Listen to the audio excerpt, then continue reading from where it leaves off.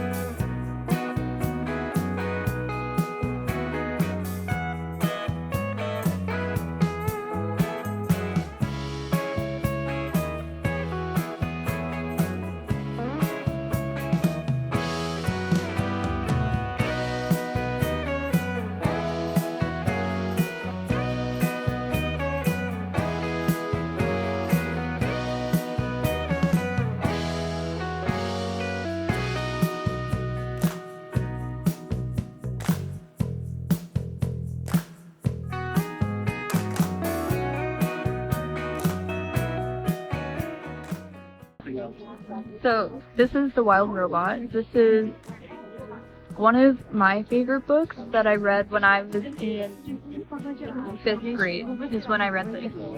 And it's a really good book. It's about a robot who somehow finds herself stranded on an island with a bunch of animals and different little critters. And it's about how the robot actually starts to become friends with these animals, and the robot develops a personality, and it's a really good book. Yeah, Percy Jackson and the Olympians is another really great series. I personally really like Greek mythology, so I think this series is really fun. It's about this kid who I kind of forget what it's about because I haven't read it in such a long time. Okay.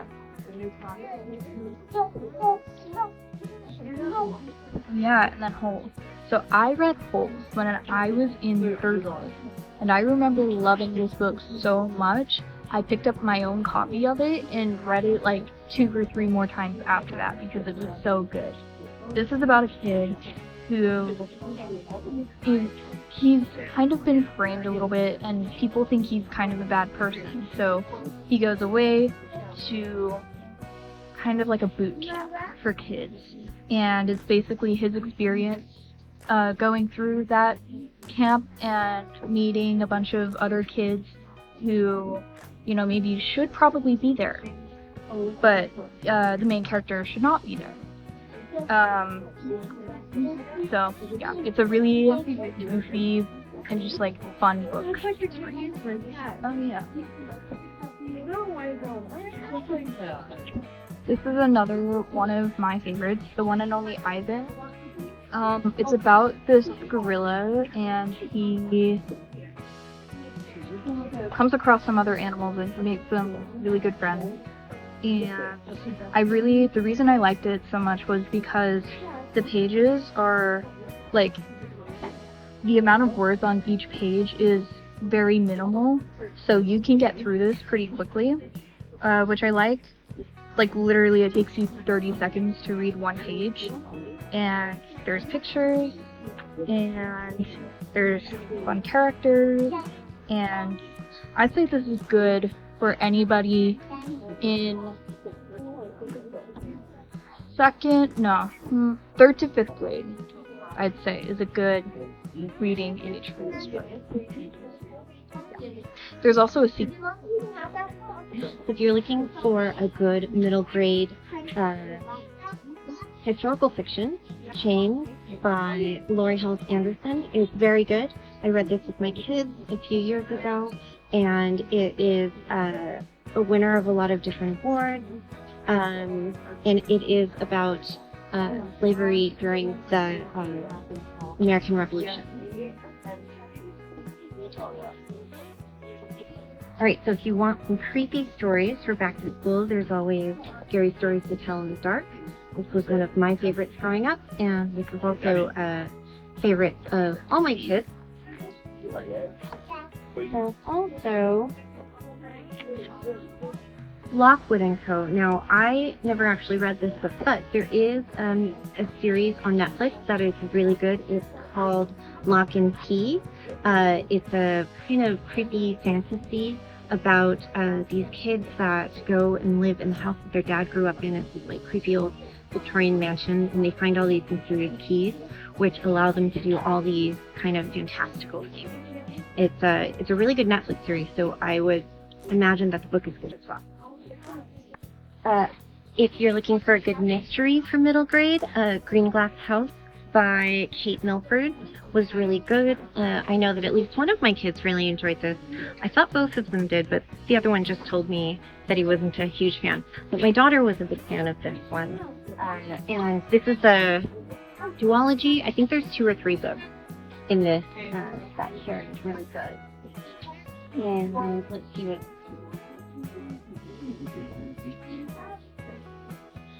another good one recommended by my daughter is Wonder by R.J. Palacio. This book has been out for a while, but it always gets rave reviews. I believe it's about a boy who was born with a facial difference that prevented him from going to a mainstream school until now. He's about to enter 5th grade at Beechwood Prep, and if you've ever been the new kid, then you know how hard it can be. Another book that was a favorite of my daughter is a book called Wander by Rosanne Parry. I don't know too much about this one. She can probably tell you more about it, but I know that she really liked this book, and I think there are now a few in this series. Another one that's really good is Pack by Sarah Pennypacker. This is about a fox. And it's written from the fox's perspective. My daughter really enjoyed this book, and I think this is a duology. So another good series to start for kids is Lemony Snicket's a series of unfortunate events. This happens to be the box set for books 1, 2, and 3. One of my kids really enjoys watching the Netflix show right now, and so I think the books would be a perfect complement. There's also, if you like mysteries, The Mysterious Benedict Society. This is another series, great for kids who like puzzles and mysteries and figuring things out. It's pretty chunky, but for those kids who get through books really quickly, this is a good one. And again, this is a series. There's lots of books in the series. Ooh. Space Case, yeah. This is a book that I think I really enjoyed reading. It's called Space Case by Stuart Gibbs. And basically what it's about is it's about this kid and his family go up to space in a moon base, and it basically is a story about what they think about being in space, the challenges of being in space, and it's a really good book and series. I really enjoyed it. There's more, and I had no trouble at all finishing all 3 of them.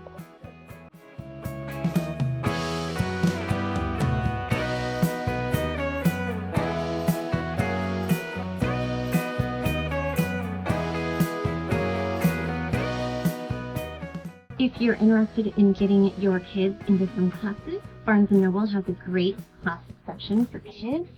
There's lots of different ones here. There's Secret Garden. This is always a good one. There's also Swiss Family Robinson. That's another good one for adventure-loving kids.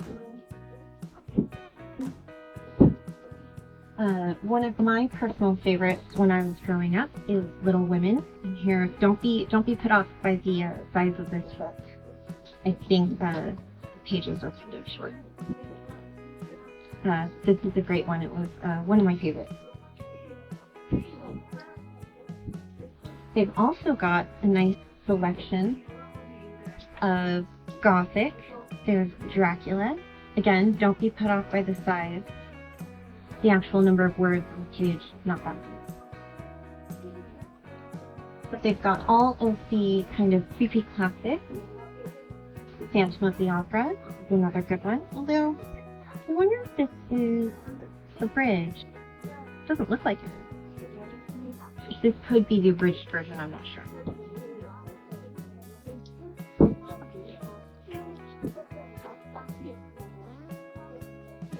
They've also got Frankenstein and Dr. Jekyll and Mr. Hyde. And just in time for Halloween, The Legend, Sleepy Hollow.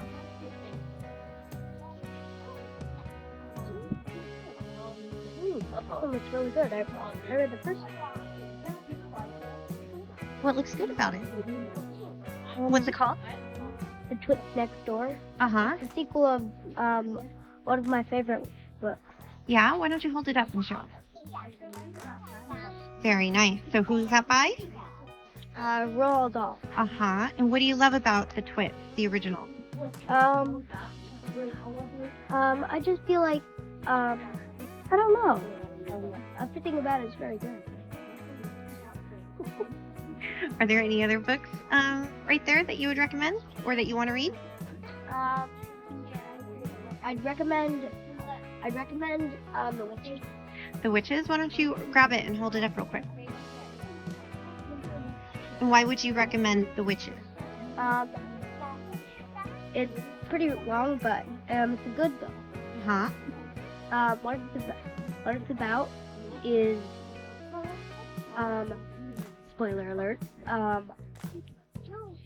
it's about,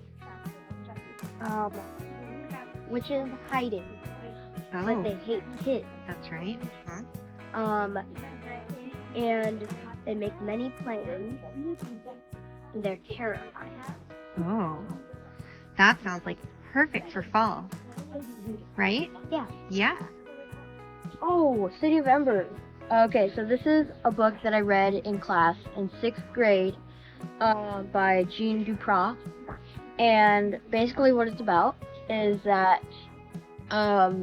these two kids live in a society where it's a lot different from ours. And on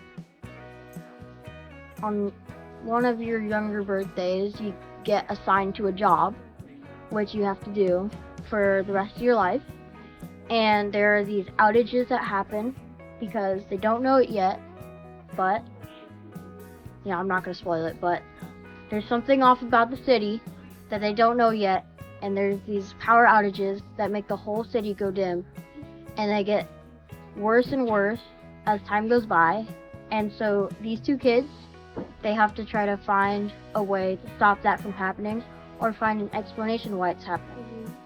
So yeah, it's a pretty good book, and there's a series, and I've read some of them. It's a very good book.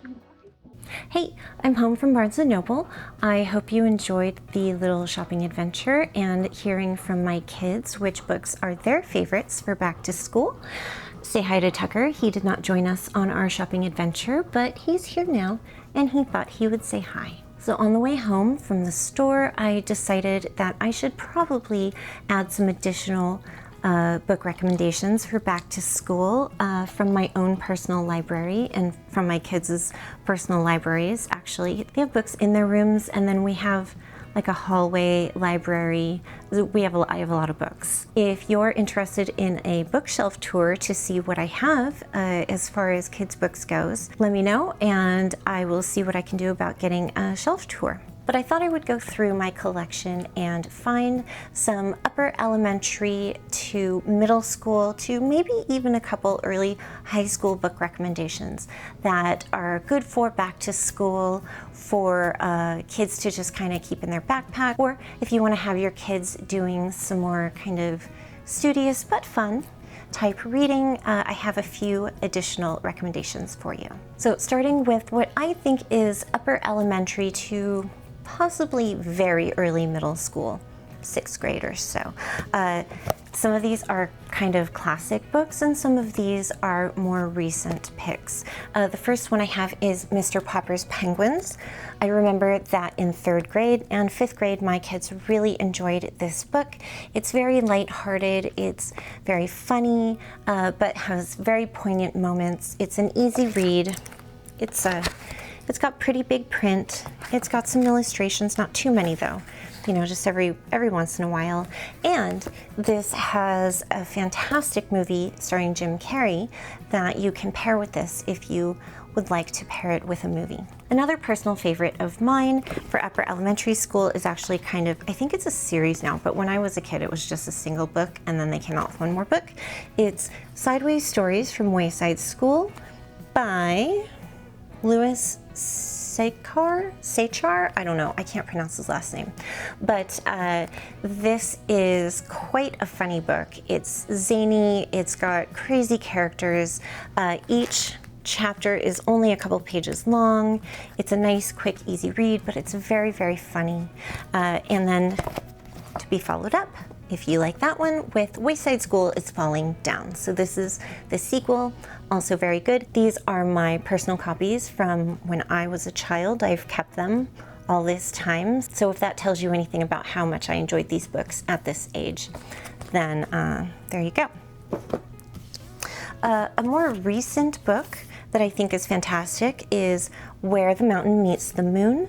This is by Grace Lynn, who is a wonderful author. I think this is a Newbery, this is a Newbery Honor book. That's what the seal is here. And this is based on Chinese folklore. So young Min Li lives in the valley of the Fruitless Mountain, where she and her parents spend their days working hard in the fields. At night, Min Li listens to her father's tales about the old man of the moon, who knows the answers to everything. Min Li sets out on a quest to find the old man of the moon. He will know how she can bring good fortune to her family. Along the way, she meets many magical friends, including a talking fish, a powerful king, and a dragon who can't fly. My kids really enjoyed this book as well. Next is a duology by a comedian named Dave Barry. For you millennials out there, it is the Dave Barry that you are thinking about, and that is The Worst Class Trip Ever, followed up by The Worst Night Ever. So I read these books with my son when he was in 5th or 6th grade. We read it together. This is a hilarious book. It is about a group of kids that go on a class trip to Washington, D.C., and it just goes completely awry. So I don't know if you live in an area where they typically do a trip to Washington, D.C. with the kids, but when I was in 8th grade, I was fortunate enough to make this big trip to Washington, D.C. and Philadelphia and New York with my school, and so I have fond memories of that trip.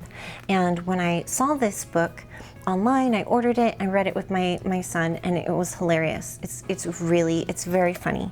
And so I haven't actually had a chance to read the second one, but I would imagine that it is just as good as the first one. Up next is Wings of Fire, The Dragonette Prophecy by Tui T. Sutherland. This is a really, really popular fantasy novel series about dragons. And so there's actually a graphic novel version of these books now out, but my kids and I made it through the first several books in this series. I think there's like 15 books in this series. Upper elementary school, maybe even 6th grade, is a great time to introduce these to your kids if they are looking for good fantasy books. This is really good. The last book I have for upper elementary to recommend is The Train to Impossible Places by P.G. Bell. And so this book is about a train that travels through impossible places, a boy trapped in a snow globe, and a girl who's about to go on the adventure of a lifetime.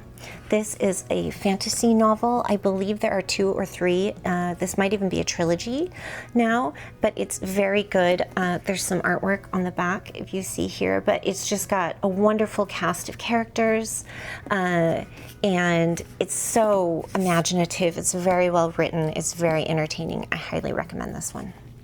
Moving on to recommendations for middle schoolers and maybe even like freshmen in high school. It kind of depends on your interests and kind of your reading level here. But I have 2 by the same author. One I've read and one I haven't. But the more popular one is Tuck Everlasting by Natalie Babbitt.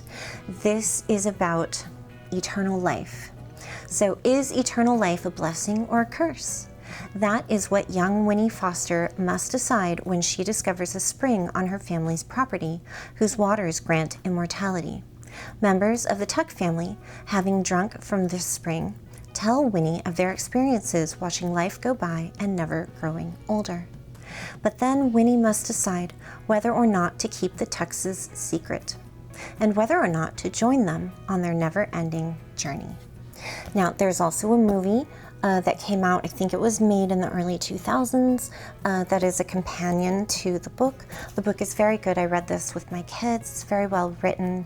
There's a lot of really good kind of like life questions that you can talk about and think about, and you know, it's just like a really thought-provoking book that I think kids really enjoy. Mine did. So another one by Natalie Babbitt that we haven't had a chance to read yet is The Search for Delicious. And so this one, I believe, involves mermaids. 12-year-old Galen, the king's messenger, is off to Pole the Kingdom, traveling from town to farmstead to town on his horse, Marrow. At first, it is merely a question of disagreement at the royal castle over which food should stand for delicious in the new dictionary. Then Galen's quest leads him to unusual characters, including a minstrel who sings about a mermaid child, and artists who might save the kingdom from havoc. And soon it seems that the search for delicious had better succeed if civil war is to be avoided. So, if your kid is looking for a good mystery novel, there's always The Hardy Boys, which is, you know, the classic mystery series that's been around forever. Also matching series, but trending towards girls, is Nancy Drew. I do have some Nancy Drew books around here somewhere. I just didn't pull them, but that's another good option. This happens to be the first in the series, The Tower Treasure. If you're looking for a historical fiction novel, this one is really good, Echo Mountain by Lauren Wolk. This takes place during the Great Depression, up on a remote mountain called Echo Mountain. So after losing almost everything in the Great Depression, Ellie's family is forced to leave their home in town and start over in the untamed wilderness of nearby Echo Mountain. Ellie has found a welcome freedom and a love of the natural world in her new life on the mountain. But there is little joy after a terrible accident leaves her father in a coma, an accident unfairly blamed on Ellie. My children and I really loved this book. It's very heartwarming, it's very poignant. There are some funny moments, but you know, this is more of a serious type novel, but it's very, very good. If you are looking for a sci-fi recommendation, sci-fi / dystopian, I think. Maybe this is more dystopian than sci-fi. It's been a while since I read it. But this is a series called Among the Hidden. This is the first one in this series, and it is by Margaret Peterson Haddix. She's a very prolific middle grade author. And so, let's see. I'll just read the back because it's been a while since I've read it. Luke has never been to school. He's never had a birthday party or gone to a friend's house for an overnight. In fact, Luke has never had a friend. Luke is one of the shadow children, a third child forbidden by the population police. He's lived his entire life in hiding, and now, with a new housing development replacing the woods next to his family's farm, he is no longer even allowed to go outside. Then, one day, Luke sees a girl's face in the window of a house where he knows 2 other children already live. Finally, he's met a shadow child like himself. Jeanne is willing to risk everything to come out of the shadows. Does Luke dare to become involved in her dangerous plan? Can he afford not to? This book is excellent. It's very short, not too much text, but this book is very, very good. I read this myself and I was very impressed. I loved it. So the last couple of books I have to recommend actually go together. It's a duology. The first one is called Insignificant Events in the Life of a Cactus by Dusty Bowling. And the follow-up to that book is Momentous Events in the Life of a Cactus. Avon Green didn't lose her arms in an alligator wrestling match or a wildfire in Tanzania. That's just what she tells people when she gets the looks. The truth is, Avon was born without arms, but at age 13, that hasn't stopped her from doing almost anything. Then her parents take a job running Stagecoach Pass, a run-down Western theme park in Arizona, and Avon has to leave everything she knows behind. Avon struggles to make friends at her new school, where the kids can't seem to see past her missing arms.